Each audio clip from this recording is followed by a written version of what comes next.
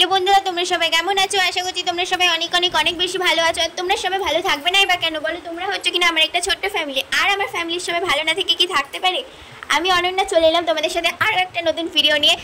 আমি আগে একটা ভিডিও ছেড়েছিলাম আর ওই ভিডিওতে আমি একটা কথা বলেছিলাম, তো তোমরা সেই কথার ভিত্তিতে অনেকেই আমাকে কমেন্ট করে জানিয়েছো, দিদি তোমার লাইফে আগে হিস্ট্রিটা একটু বলো, শুনবো।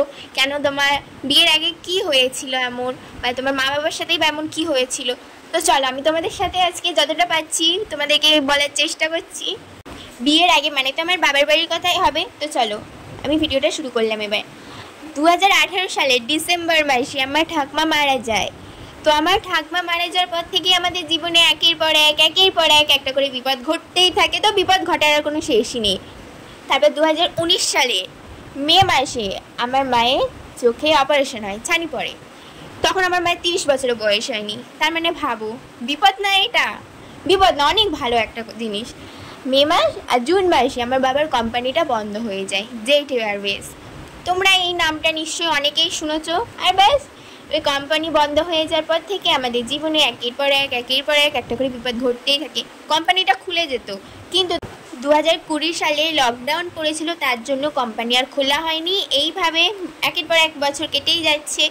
যে কোম্পানি এখন খুলবে কি খুলবে না সে আর জানি না, কিন্তু সেই যে বন্ধ হয়েছে, ব্যাস একের পর এক একটা করে বিপদ ঘটতেই থাকে। তারপর বাবা প্রাইভেট গাড়ি চালাচ্ছে, আর যাদের গাড়ি চালায় তারা একেবারে এখানে স্থায়ী না, তারা সব বিদেশ থেকে এখানে আসে, আমেরিকা থেকে লন্ডন থেকে এখানে আসে, 6 মাস 1 বছর থাকে, তারপর আবার চলে যায়। এইভাবেই ঘটতে থাকে একের পর একটা বিপদ।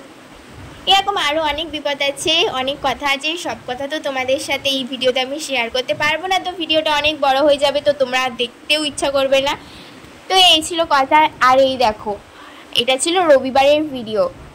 রবিবার আমার সকাল থেকে কতটা কাজ থাকে দেখো। প্রথমে আমি ঘর ঝাঁটালাম, ঘর মুছলাম, জামা কাপড় কাচলাম, ধুলাম, মেললাম। এখন আমি ছেলেকে চান করাচ্ছি। তোমাদের সাথে কথা বলতে বলতে সব কাজ মোটামুটি আমার হয়েই গেল।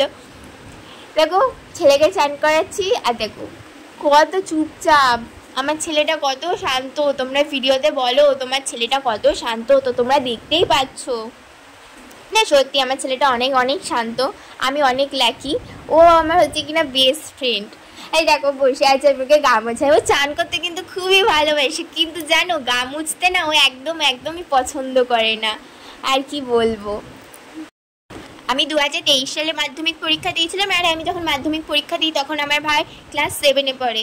এভাবে পড়াশোনার চাপ বাড়লো, আর তারপর হচ্ছে কিনা মাধ্যমিকের রেজাল্ট পেয়েছে, আমি ভালোভাবেই পাশ করেছি, 11-এও ভর্তি হয়েছি। তারপর কিনা আমার মা বাবা আমাকে বিয়ে দিয়ে দিল। একটা কারণ ছিল অবশ্য, তো সেই কারণটা আমি তোমাদের সাথে অন্য একটা ভিডিওতে শেয়ার করব। তো বিয়ের পরেও কিন্তু আমার মা বাবার কোনো কিছুই ঠিক হলো না। মা বাবার মাথার উপর মানে কি বলবো, একের পর এক চিন্তা, বাজ পড়া যাকে বলে, একের পর এক একটা করে বাজ পড়তেই আছে। ভগবানকে তো ডাকছি, অনেক তো হলো, এবার তো বিপদটা একটু কমাও, এবার তো কষ্ট থেকে আমাদের একটু মুক্তি দাও। কিন্তু না, ভগবান তো মুক্তি দিচ্ছে না। ভগবান বসে আছে বলে তোরা আরেকটু সহ্য করে নে, আমি দেখছি। আর এইদিকে দেখো আমার ছেলেকে চান করিয়ে, গা মুছিয়ে, জামা পরানো হয়ে গেছে। এই ছিল আমার ভিডিও। বাই বাই, তোমরা ভালো থেকো।